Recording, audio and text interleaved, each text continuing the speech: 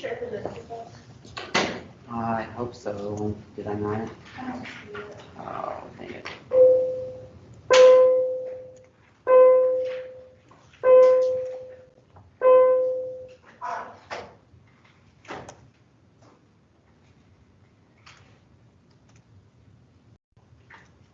All right, guys, we're gonna go ahead and get started. I am distributing the notes to you right now because I've just been told that I apparently forgot to do that. So they should show up in your OneNote in a little bit if you want to follow along that way. I did want to first talk about a few things first. Of course, now my OneNote's going to freeze while I was doing that. But I did grade your quizzes yesterday. I'm sure many of you saw your grades on that. Some common mistakes I was seeing, I think some people were running out of time because they were finding the long derivatives. So remember to always find the most efficient way to do a derivative, so avoiding the quotient rule when necessary, but then also still being aware of using the product rule and using the quotient rule when you have to. There were a lot of issues with some of the tangent line problems, not the ones where you necessarily had to find the tangent line, but the ones dealing with a parallel tangent or finding that k value. But do take a chance to look over those. I did also share with you my key so you could look at it. And I did want to say, I think I caught just about everyone's, who I think there was an issue, but OneNote was apparently syncing odd earlier this week. So some of you, I was grading your quiz and it looked like you just stopped after the third question, which you had done it, it just wasn't syncing with my end, so I had to get you to go and resync it. If you think that happened to you, so you go back and look and you see my comments and it looks like I just gave you a bunch of zeros for the last few questions, but your work is there, just let me know and resync it. I'll be able to see a timestamp of when you did the problem, but that will at least make sure I can give you the credit that you did have. So yeah, so we will have a chance to go over some of the other things that were common issues, but really the main thing was people just love that quotient rule and want to use it for any time they see a fraction bar, when that wastes a lot of time. And then the tangent line problems also were some mistakes. Today's notes, we are going to be looking at something called the chain rule. Probably one of the most important derivative rules that we have, because it can show up with any derivative rule that we have learned and any derivative rule that we will learn. So what is the chain rule and kind of when do we need it? That's how I'm going to kind of start off the notes, and then we'll look at what this thing called the chain rule is. I think one easy way to kind of figure out when you need the chain rule is look at examples when you don't need it, and then examples when you need it. So in this first column, these are examples where you do not need the chain rule. These are ones where you can easily find the derivative. 3x minus 4, easy derivative to find, it would just be 3.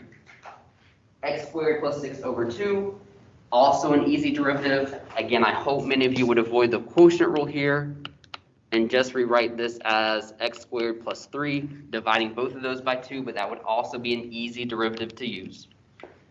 That third one, 2 secant, that's just a constant multiple, another easy derivative to find. And then if I have the tangent of x plus 4 squared, you can take the derivative of each part. That is another easy derivative to find. Ones where you would need the chain rule, or ones where the chain rule will be easy, make it an easier problem to do, would be the example if I had 3x minus 4 to the 10th. Now, if you didn't want to do the chain rule here, you would have to do 3x minus 4 times itself 10 times and FOIL your entire life away. But in the chain rule, will make it an easy problem to do. This second one, you could do the quotient rule. The chain rule, though, is actually going to be easier because we can rewrite this as something raised to a power. And we'll go into why the chain rule is easier. This third one, you can only use the chain rule. This is the cosecant of 2x and not x. And then that last one is also one that we can only do using the chain rule because we have the tangent of x plus 4x squared. So when you're looking at examples of what uses a chain rule and what doesn't use a chain rule, the way I think about it is you're going to use the chain rule when you have something inside of another function. So we have this 3x plus 4 to the 10th.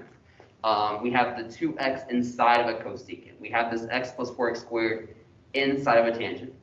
And those are going to be examples where we have to use chain rule. The way I think about it, so I'm sure y'all seen those commercials of like the Tootsie Roll Pop, and you have like that owl, and he's looking like the lollipop to get to the inside. Sounds kind of silly, but that is exactly how I think about the chain rule. And the reason why I think about like that type of lollipop when you're thinking about the chain rule is you have like your Tootsie Roll Pop. You can't get to the Tootsie Roll part until you get through the candy. And you kind of think about that mathematically, and that you have to work on the outside first and then work your way towards the inside. So it's not really like a PEMDAS situation, but with derivatives, we're going to kind of work our way from the outside to the inside. Some other teachers use other examples, like I know my calculus teacher used like those Russian nesting dolls where you have like, open it up and there's something on the inside. But that's kind of the idea of what we're looking at of when we need to use the chain rule, when there's like an outside portion and an inside portion. Here's those 4 functions that we saw on that first slide. And before we do the chain rule, I just want to talk about, can we identify what's on the inside and can we identify what's on the outside? When you have things raised to a power, I think that's going to be the easiest thing to identify. So we have like this 3x to the 4th, or excuse me, 3x minus 4, and that's on the inside, whereas the outside function is like something raised to the 10th power. So like another way you can think of that problem is like the inside, I'm going to use u just as a variable. The inside is this 3x minus 4, and you can rewrite that function as just u to the 10th. So we're going to be using like this chain rule to kind of simplify these problems. This second one, yes, you could use the quotient rule. Personally, I would use the chain rule because I can easily bring up that denominator to the first power. What is the inside? The inside is what's inside the parentheses.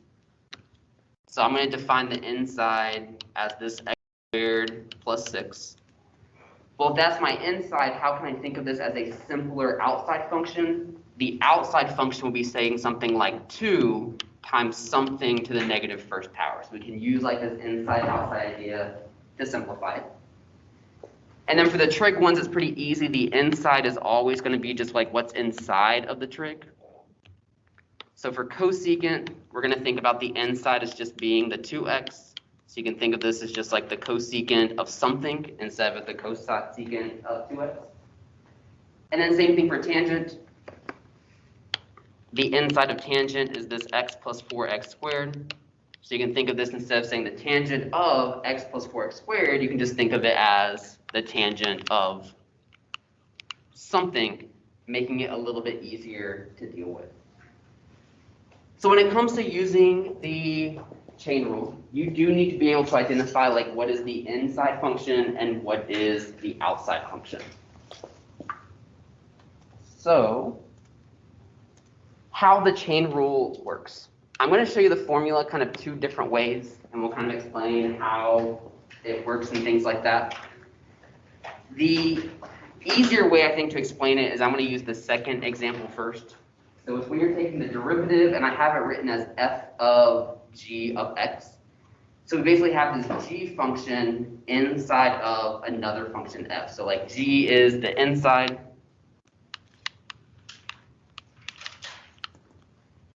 and this f function is the outside function.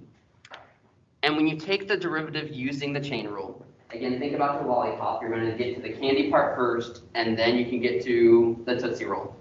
So when you're doing the derivative with the chain rule, you take the derivative of the outside first.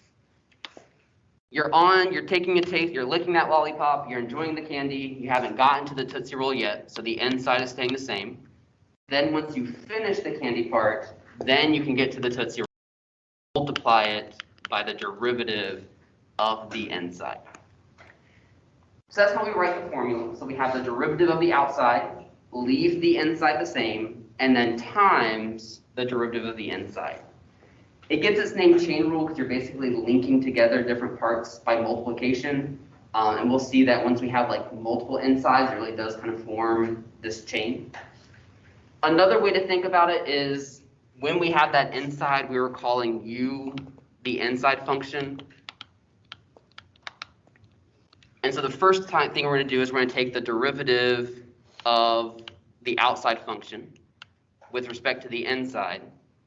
Then we take the derivative of the inside with respect to x.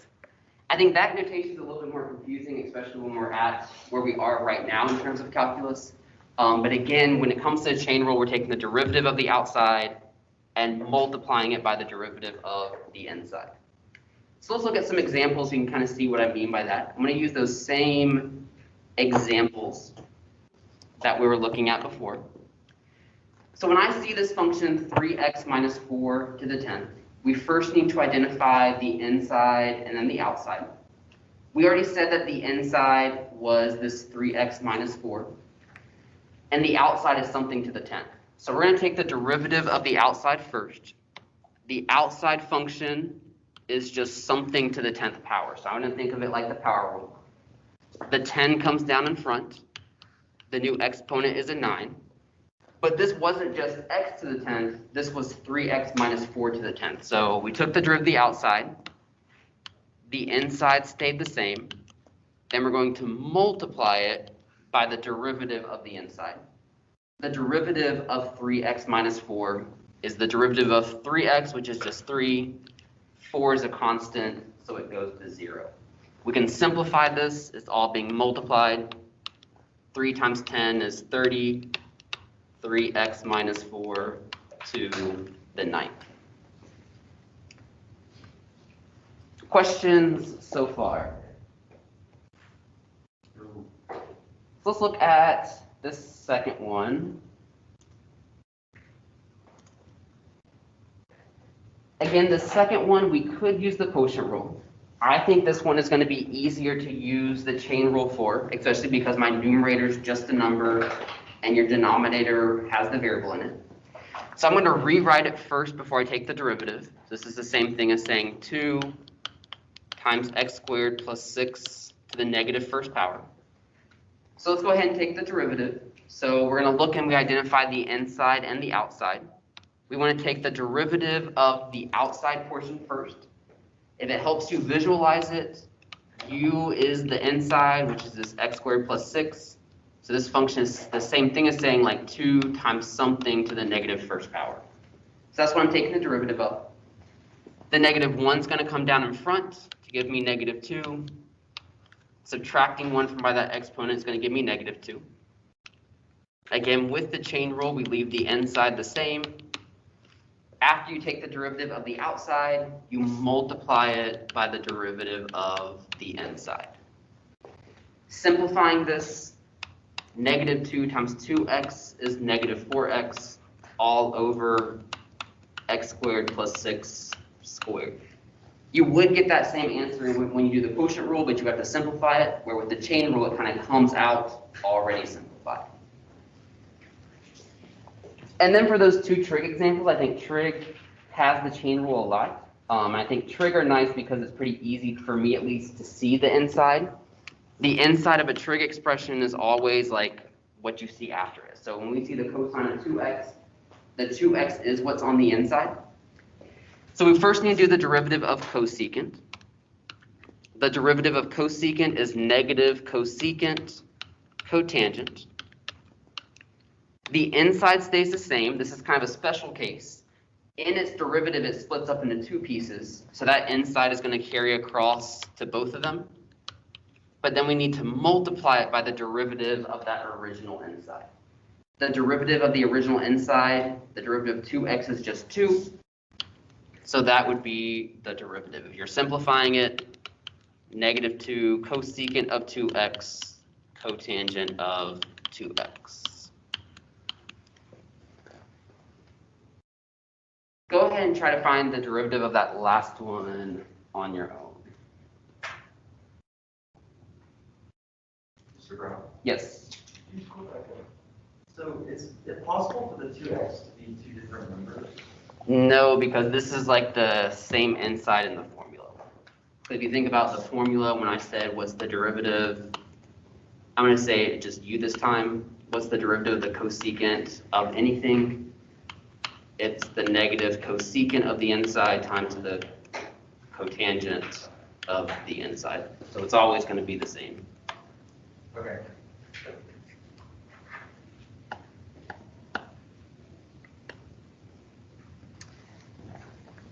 All right, so looking at this one, if I'm finding, I'm going to take the derivative of the outside first. The derivative of tangent is secant squared. Leave the inside the same. Then you multiply by the derivative of the inside. The derivative of x is 1, and the derivative of 4x squared is 8x.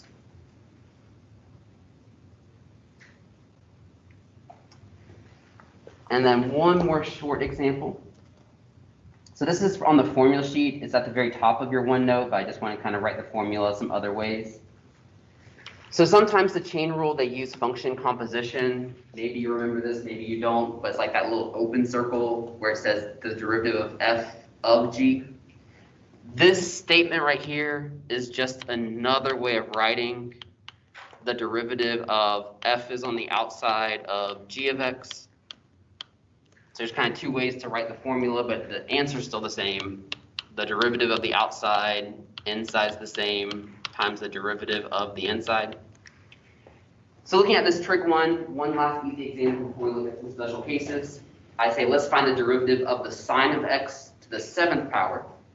Well, what's on the outside? Something to the 7th power. So we can use the power rule there. Down in front, the new 6. The inside stays the same. Then we can multiply it by the derivative of the inside, which is cosine.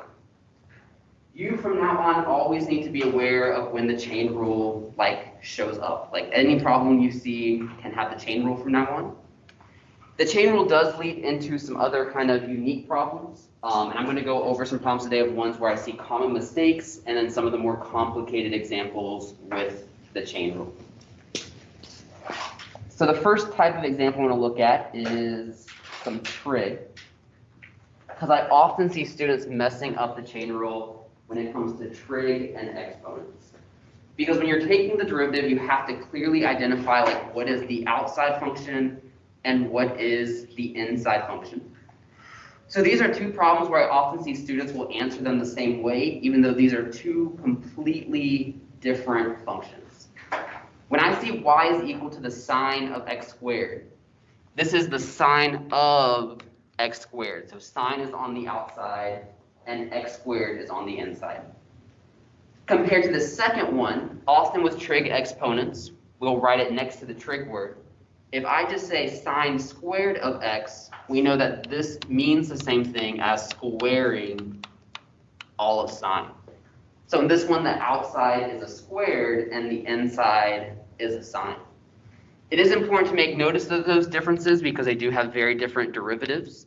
For example, this first one, let's do the chain rule. The derivative of the outside, the derivative of sine is cosine. Inside stays the same times the derivative of the inside. Whereas this other one, the squared is the outside function. So the 2 comes down in front, 1 is the new exponent. Inside stays the same times the derivative of the inside, which is cosine. Both of these we could clean up, but we will see that they're very different answers. This first one is the same thing as saying 2x times the cosine of x squared. This second one, since that's the first power, I can kind of drop those parentheses and write it like that. So again, when it comes to chain rule, it's definitely important that you're able to recognize what's on the inside and what's on the outside. Questions or clarifications on that part? All right, we'll just keep moving along. So I said that this is called the chain rule for a reason, in that we can link together multiple derivatives. Probably dating myself, but definitely went to college in the early 2000s, so heard a lot of two chains at parties. But I call this like the two chains rule. So when you're thinking about doing the derivative, and as you're taking the derivative using the chain rule, sometimes you have multiple insides inside the function. And so this will be the case if I link it back to that lollipop example. Maybe first you have to unwrap it, then you get to the candy, then you get to the Tootsie Roll inside. And it's the chain rule, so with each time you multiply by the inside, you're going to be kind of linking it together, forming a chain of derivatives. So looking at these, again, I chose two different trig ones. They're similar, but they're also different in terms of what's on the very outside to what is on the innermost function. Let's look at this first one. I see we have a tangent, and then we have a squared, and then we have a pi times x. Which one of those pieces is on the very, very outside of that function? The tangent, the squared, or the pi times x? Any ideas from anyone? So it might help if I show this as, so this squared is just on the pi times x, so this is like the tangent of that. So if I write it that way, it's probably more clear what's on the very outside, the tangent. So when we're looking at this one, I'm gonna kind of number them.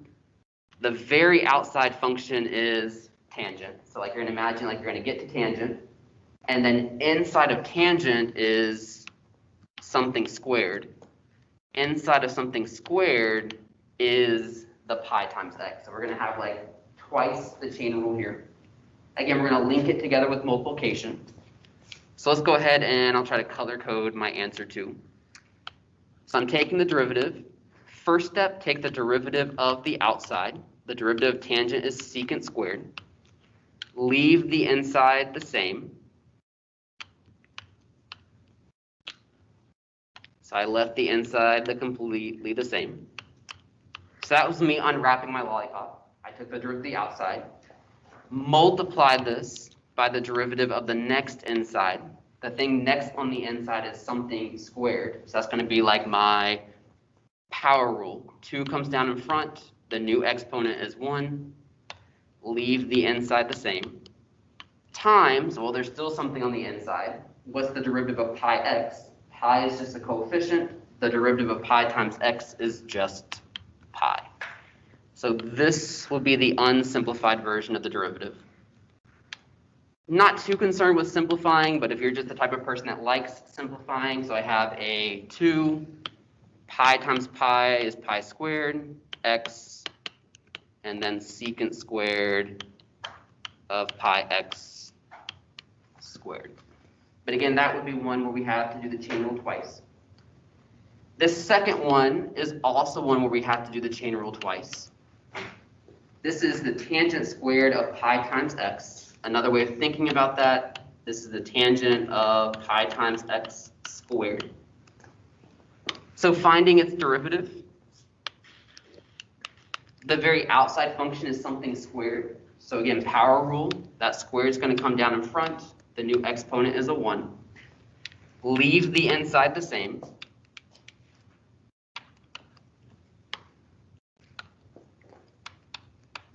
Multiply by the derivative of the inside. The derivative of tangent is secant squared. Leave its inside the same.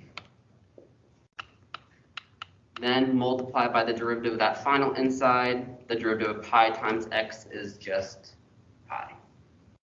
If you're cleaning this one up, again, simplifying is not the most important part right now, but it will be 2 times pi. And then you have the tangent of pi x, secant squared of pi times x. And that's where it gets its name chain rule, because every time you multiply by the derivative of the inside, you're linking it together with some chains. Any questions on those two problems? I have a question. Yes, Armani. Why is it like the first one you don't use the power rule? So I did use the power rule just in a different order. Okay. So like where I used the power rule was when I did this part right here, when I took the derivative of something squared. Well, I guess then how come you didn't use it first? I didn't use it first because the squared is inside the tangent, and I have to work my way from the outside to the inside. So I first had to take the derivative of the tangent, and then I can multiply it by the derivative with the power rule. Whereas in the second example, the squared is on the outside, so I can do the power rule first. Okay, I misunderstood the It's squared. Yes, this one, the squared is the second kind of inside, the first inside, I should say, and this one, the squared is on the very outside. Okay, thank you. You're welcome. Try this one for me. So like I said, the chain rule can show up in every type of derivative that we see. This is one that you would have to use the product rule for. So this is 6x to the 4th times the x squared minus x to the 9th. Don't worry about simplifying it at all, but just see if you can find the derivative, realizing that when you take the derivative of like the part that uses the chain rule, make sure you use the chain rule.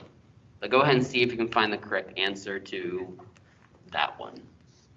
Again, don't worry about simplifying your answer. So, Ron, Yeah. what would you do first? We do the chain rule first or the product rule? The product rule. So the chain rule is going to happen inside of the product rule. So you take the derivative of it and then you use the chain rule. When you take the derivative of the second part, yeah. Okay.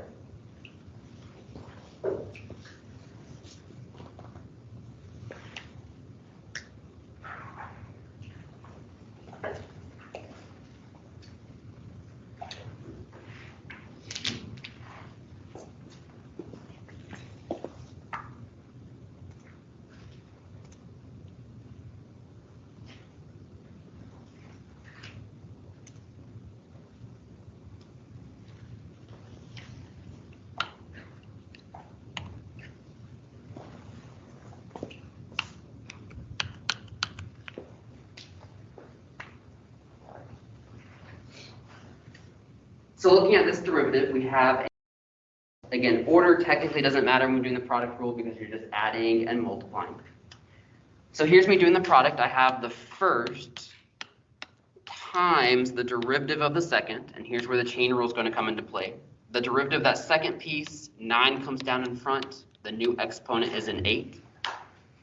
Leave the inside the same, times the derivative of the inside. The derivative of the inside is 2x minus 1. Not done yet, we're still doing the product rule, so then plus the second times the derivative of the first, and the derivative of the first would just be the regular power rule. The 4 comes down in front, and the new exponent is cubed. So in that one, if you're looking at it, we did the product rule if I'm kind of labeling things to help you visualize it. So we had f and g. This was f times, all of this is g prime, plus g times f prime. And the chain rule showed up when I had to do the derivative of g. And you could simplify that, it would just be a lot of like factoring and distributing, so we're just gonna leave our answer like that. Questions on that one?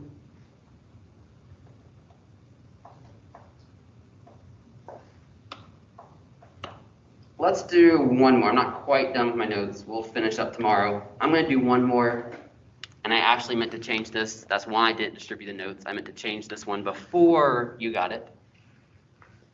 And I want to change it to put my exponent somewhere else. So 1 second.